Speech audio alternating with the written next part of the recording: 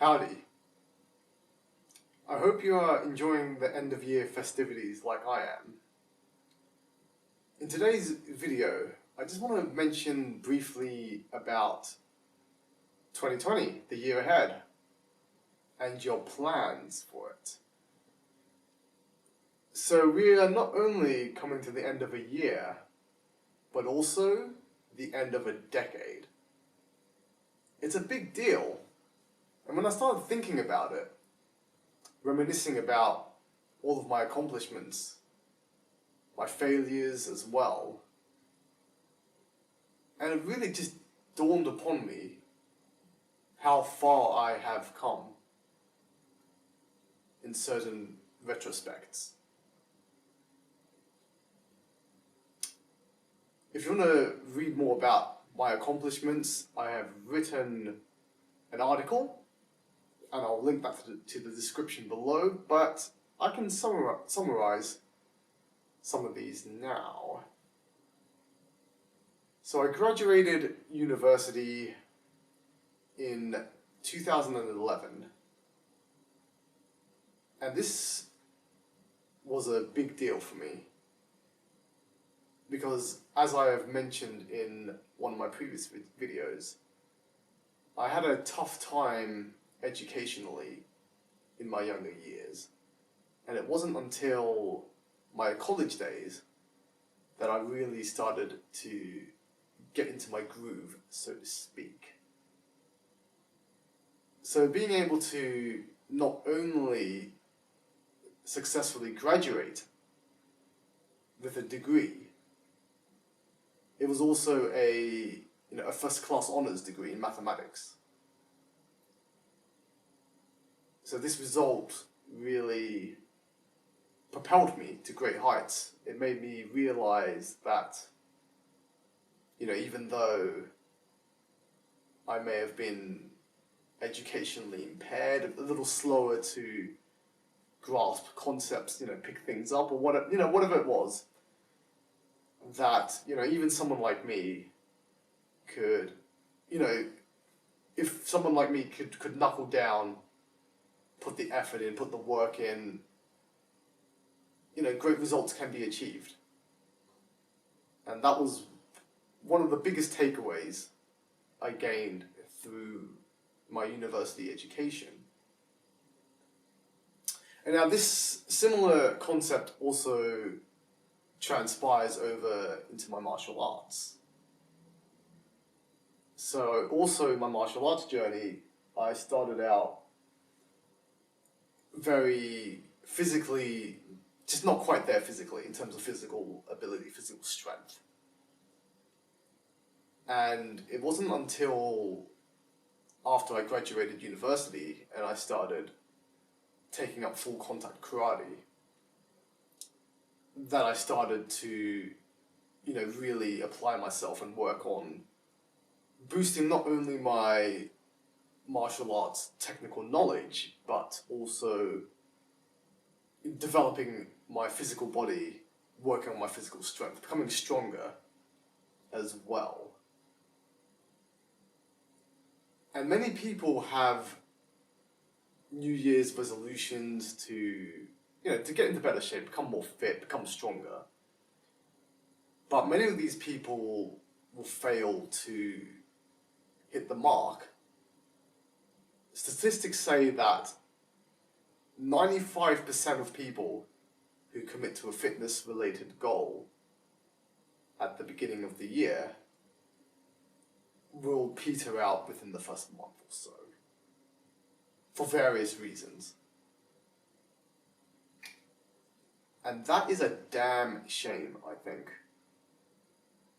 Not being able to live with a body you can be truly proud of is a sad thing, in my opinion.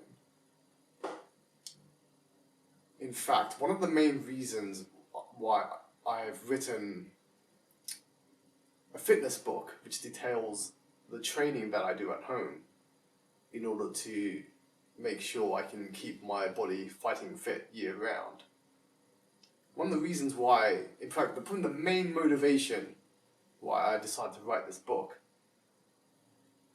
was because many of my friends, so after graduating university, I've made some lifelong friends who I regularly keep in contact with. I say regularly, but we're scattered all across the United Kingdom, so maybe 4 or 5 times a year, maybe even 6 times a year. Yeah. But you know what I mean. We meet up. We meet up every few months or so. But also, I've kept in contact with my old college friends as well. And just over the years, it's just been a little disheartening to see that some of my friends have let themselves go, so to speak. And so this is one of the main reasons why I decided to write my fitness book, Home Workout. Because I can certainly relate to the demands of working full time.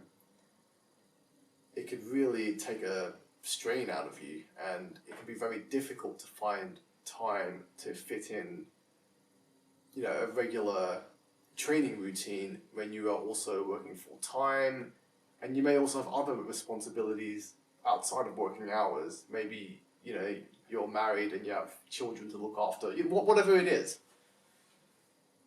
And so, over the years, I devised a training routine which I could do in the comfort of my own home, such that even when I was working full time, even when I was committed to training, at the dojo multiple times a week, even though I had to spend, time doing all the house chores, making sure the house is nice and tidy, clean, in order, all these other little odd jobs here and there, even with all of that, with this home workout training routine that I do, I'm able to keep myself in shape by committing to that workout 3 times a week, 45 minutes, roughly speaking. And if I can do that, then I really don't see any reason why anyone else can't fit that into their routine. And I suspect there are people who are way more busy than I was or I am. But 3 times a week, 45 minutes, if you can't find the time for that, to exercise, to take care of yourself, to look after your body, it really says a lot about your lifestyle. If you were to do the same sort of workout in a gym, it would probably take almost twice as long when you factor into consideration traveling to the venue, getting changed, doing the actual workout itself, then changing back, driving back, all these, it racks up, all these little things rack up and take up a lot of time. And this is on top of, many people the vast majority who work full time. And and many of us who take, very long commutes. There are people who commute for over an hour to and from the office. So I definitely understand that people can struggle to find time to exercise. I can definitely emphasize with that. But this is why I created my workout routine to be done at home. Because it eliminates almost half of the time that you would spend if you went to a commercial gym. And you can achieve the same results. Strictly speaking, you do not even need any, specialized equipment. For the average person who just wants to, get more leaner, more muscular, just more stronger in general, you don't need all the fluff that is ever present in commercial gyms. You just need simple, yet effective exercises which produce results. And that is exactly what you will get in my home workout book. But yes, that's enough of a tangent on that front. So physically, I was very weak, and over the years, I developed that routine, and I was able to really become a lot stronger because of it. When I was 19, just before the decade we're ending began, I was a first dan black belt in Shotokan karate, but yet lacked the physical strength to be worthy of such rank. But now, coming to the end of this decade, I can definitely say that, without a shadow of doubt, I am worthy of my second dan black belt status in full contact karate. I also did a lot of traveling during this decade, either for leisure or to compete in international karate competitions. I think I visited almost 15 countries over the past decade, which is pretty good going, I think. Let's see if I can name them off the top of my head. Sri Lanka, Australia, Ireland, America, Canada, Russia, Lithuania, France, Germany. Whew, it's not even 10. I said almost 15, didn't I? China? I didn't say China, did I? Although that was only for a couple of days, so I don't know whether you can really count that or not. So that's 10.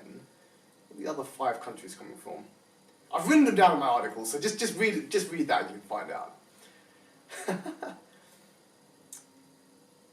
So yes, did a lot of traveling, became stronger, exceeded educationally.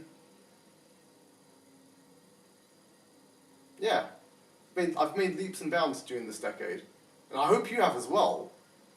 Honestly, do a retrospective analysis of the past 10 years, and I think you will really amaze yourself when you really think on it and realize just how much you have accomplished and how far you have come in 10 years.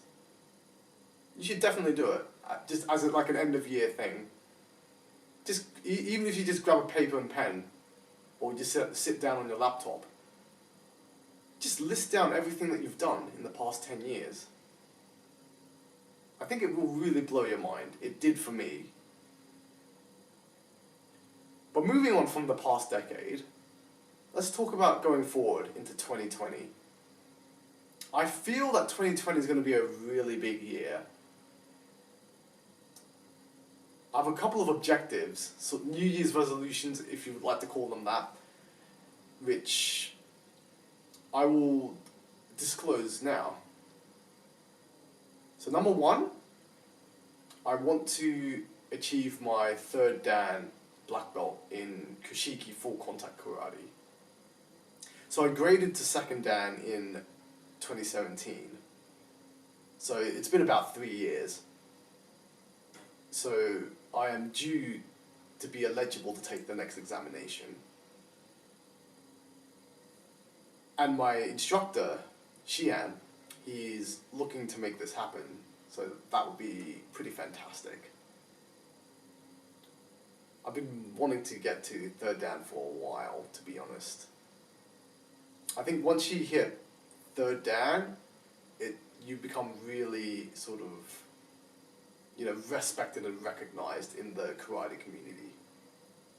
Like, for the average person or whatever, if you see someone, wearing a black belt, you think, oh wow, they must be really good, that's a huge deal.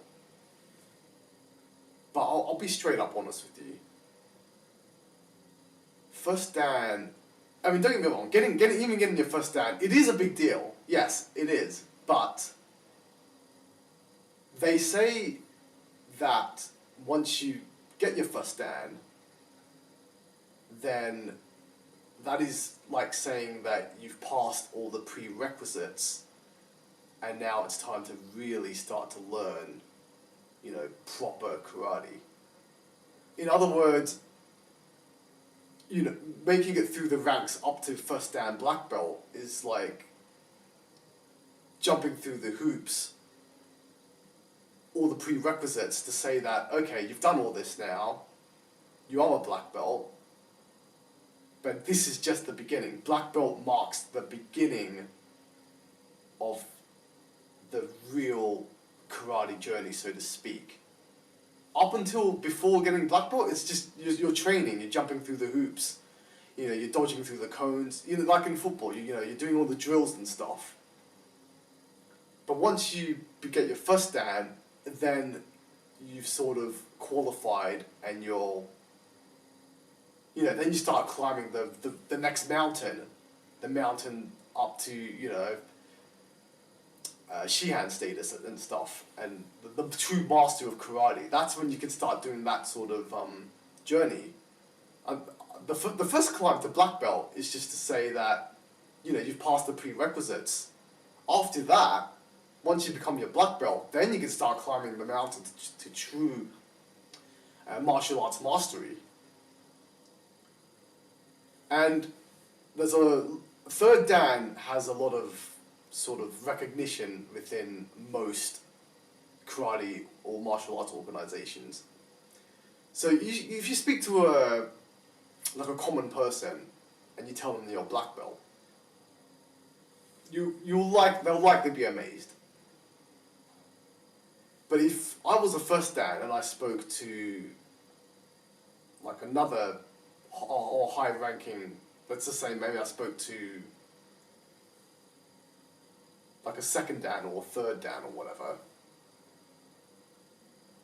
or even like a fourth or fifth dan, they would tell me, well, your journey's just getting started. You know what I mean? But once you get to a third dan, I feel you'll get a lot more recognition and respect within the sort of martial arts communities. At least that's kind of what I've seen from, training all these years, just out and about and whatnot. Third dan tends to be one of those like major milestones in the martial arts world. So I'll be really happy if I can get my third dan in 2020. There's a lot of work to do for that, but, I am prepared for the challenge, most certainly. So number 2, second objective, and this is one that I renew most years. And in fact, that's something else I forgot, a little tangent. I forgot to mention this during my, over the past decade, one of my accomplishments was learning to play the piano. Because I only started learning how to play again after I graduated university. So that's another sort of major accomplishment during the past decade that I'm really proud of. And so ever since I started learning the piano, I've kind of had this, yearly objective to learn new songs. So this objective has been around for a while. But yes, in 2020, I am aiming to learn 5 new video game soundtrack songs. Now I know that may not sound like a big deal. There are plenty of, I guess professional musicians or, you know what I mean, who will be learning like, maybe like, I don't know, 100 songs a year or something. But the piano for me, I am not a sort of professional musician. The piano for me, it's a hobby. It's a lot of fun. It's just something I enjoy doing. And it's not something I dedicate as much time to as a professional would. So therefore, it would be unreasonable for me to set an objective similar to that of a professional musician. So 5 new songs may not seem a lot, but for someone at my ability, it's a reasonable goal to aim toward. And my third and final objective is to continue building absolute ascendancy. So I started my website, the blog, in the middle of this year, and by the end of 2020 I am aiming to publish another 100 articles and also write my third book. In the past 8 months or so, I have managed to write around 80 articles and published 2 books so far, so definitely made some good effort. But I need to shift my attention more toward generating traffic, drawing people in. So this is why, even though in 2020 I've only sort of set myself an objective to write 1 more book, even though in 8 months previously I had managed to write 2. My focus needs to shift a little bit away from the writing. Not too much, I'll definitely continue to write and produce written content on my website. Don't get me wrong. But I need to start also looking at other avenues to try and grow my outreach, basically. So that is sort of my third objective. Continue to build absolute ascendancy, both in terms of content and in terms of viewers.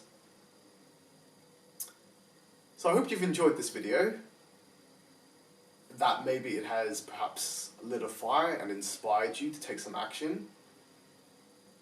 Feel free to let me know in the comments what your sort of goals are for 2020. I'd be really interested to know.